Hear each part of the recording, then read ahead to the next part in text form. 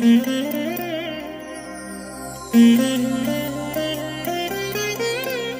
దినం పరము నుండి దిగివచ్చు మాట. ఇది నీ జీవితానికి వెలుగుల బాట. నీ ఒడిలో ఉంచబడిన దీవెనల మూట, అద్భుతాల ఆనంద ఊట. ఏప్రిల్ 14 ఉదయం 1 సమూయేలు గ్రంథం 25 మరియు 26 అధ్యాయములు. సాయంత్రం లూకా సువార్త 12వ అధ్యాయము 32 నుండి 59వ వచనం వరకు. క్రీస్తునందు ప్రియమైన దేవుని బిడ్డలారా, ఈ ఉదయకాల సమయంలో ప్రభు కృప మీ అందరికీ తోడైయుడునుగాక. ఎలా ఉన్నారు? బాగున్నారు కదూ? ప్రభు మీకు నిత్యము క్షేమము దయచేస్తారు. మీ జీవితకాలం అంతా కృపాక్షేమములే మీ వెంట నడుస్తాయి. ఆశ్చర్యకరుడైన ప్రభు మీకు నిత్యము తోడయున్నాడు.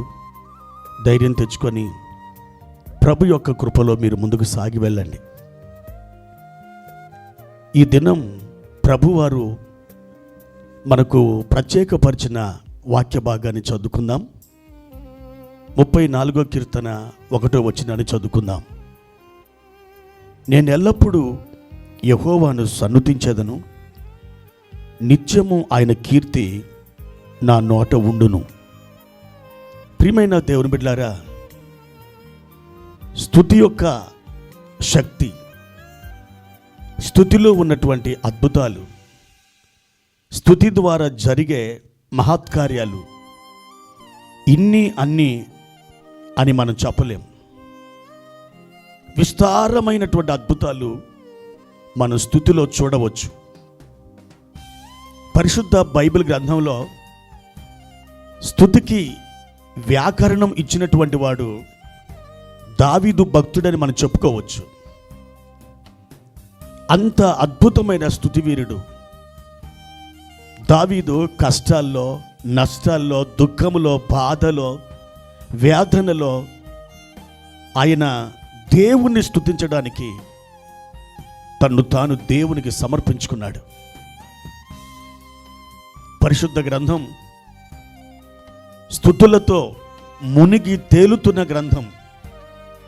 మనం పరలోక ఆ మహా సామ్రాజ్యానికి వెళ్ళిన తర్వాత కోటాను కోట్ల దేవదూతలు స్తుతిస్తారు.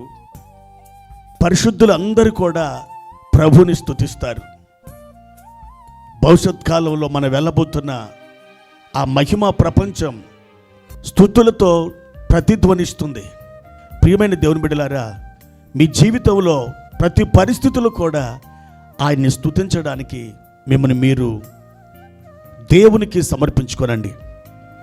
అపోస్తలుడైన పౌలు గారు అంటారు, ఎల్లప్పుడూ మీరు దేవునికి కృతజ్ఞతాస్తుతులు చెల్లించుడి.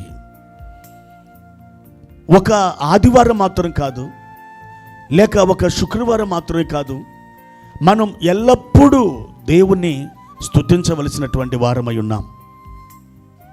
దావీదు అదుల్లాము గుహలో ఉన్నప్పుడు దేవుని స్తుతించాడు. సౌలు రాజు అతను తరుముతున్న ఆ సంవత్సరాలన్నిటిలో అతడు దేవుని స్తుతించాడు. ఇజ్రాయేలు ప్రజలు యెరికో చుట్టూ తిరిగి వారు స్తుతి కేకలు వేశారు. ఆ యెరికో గోడలు కూలిపోయినాయి. ప్రియమైన దేవుని బిడ్డలారా, స్తుతిలో గొప్ప శక్తి ఉంది. మీకు జరిగిన ఒక సంఘటన చెప్పాలని ఆశిస్తున్నాను. కమ్యూనిస్టులు రొమేనియా దేశాన్ని వాళ్ళు కైవసం చేసుకున్న తర్వాత ఆ రొమేనియాలో ఉన్నటువంటి క్రైస్తవులు వారి ద్వారా భయంకరమైన హింసల పాలయ్యారు. దేవుణ్ణి వదిలిపెట్టమని, బైబిల్ని కాళ్ళతో తన్నేయమని, ఆ బైబిల్ మీద ఉమ్మి వేయమని, లేకపోతే మిమ్మల్ని షూట్ చేసి చంపేస్తామని ఎంతగానో వాళ్ళు బెదిరించారు. చాలామంది ప్రభు కొరకు ధైర్యంగా నిలుచున్నారు. యవనస్తులైనటువంటి అమ్మాయిలని వారు మానభంగం చేసి వాళ్ళని చెరిపివేసేవారు. ఎవరైతే వారికి లోబడరో కిరాతకంగా వారిని చంపివేసేవారు. అలాంటి పరిస్థితుల్లో ఒక 15 మంది యవన బిడ్డలు వారి చేతికి దొరికారు. ఒక రూములోకి తీసుకుని వెళ్ళారు. ఇదిగో యేసు ప్రభుని వదిలిపెట్టండి, లేకపోతే మా తుపాకీ గుండ్లకు మీరు బలైపోతారు అని బెదిరించారు. ఒక సైనికాధికారి వచ్చాడు. 7 వరుసగా పేల్చివేశాడు. వాళ్ళు నేల కొరిగారు. ఇక 8వ అమ్మాయి దగ్గరికి వచ్చారు.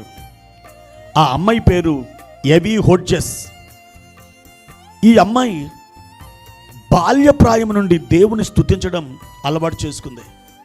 దేవుని మహిమపరచడం ఆమెకు ఒక అలవాటుగా మారిపోయింది. ఆమె కళ్ళకి గంతలు కట్టారు. ఒక సైనిక అధికారి వచ్చారు. ఆ తుపాకీ ఆమె వైపు గురిపెట్టాడు. ఆ ట్రిగ్గర్ మీద వేలు పెట్టి నొక్కేశాడు. ఆ తుపాకీ గుళ్ళు బయటకు వచ్చినాయి. అయినా ఈ అమ్మాయి చావలేదు. ఆ తుపాకీ గుళ్ళు, దేవుని బిడ్డలారా, అవి పైకి వెళ్ళిపోయినాయి. అవి ఎలా వెళ్ళిపోయినా తెలియదు. కొద్దిసేపటికి నిశ్శబ్దం. ఆ తర్వాత ఈ సైనిక అధికారి ఆమె పాదాల ముందు పడిపోయాడు. నన్ను క్షమించమ్మని చేతులు దండం పెట్టాడు. ఆమెకు ఆశ్చర్యం వేసింది. అప్పుడు ఆయన అడుగుతున్నాడు, నీ వైపు ఈ తుపాకీ నేను గురిపెట్టాను. ట్రిగ్గర్ మీద వేలు పెట్టి నొక్కుతున్న సమయంలో నా తుపాకీ అలా పైకి వెళ్ళిపోయింది. ఆ తుపాకీని ఆ పైకి త్రిప్పింది ఎవరు నాకు అర్థం కావట్లేదు. వెంటనే ఏవి ఆశ్చర్యపోయింది. దేవుడు నా కొరకు ఒక దూతను పంపించాడు. నీ తుపాకీ గుండ్లకు నీ బలి కాకుండా దేవుడు నన్ను కాపాడి ఉన్నాడు, నన్ను తప్పించున్నాడు. ఆ సాక్ష్యానికి అదిరిపోయిన సైనికాధికారి మిగిలినటువంటి వారిని కూడా విడుదల చేసి ఎవితో పాటు వారందరినీ ఇంటికి పంపించి వేశారు. అవును, స్తుతిలో గొప్ప శక్తి ఉంది. ఆమె స్తుతించడం ఎప్పుడైతే ప్రారంభించిందో దేవుని కార్యం బలంగా జరిగింది.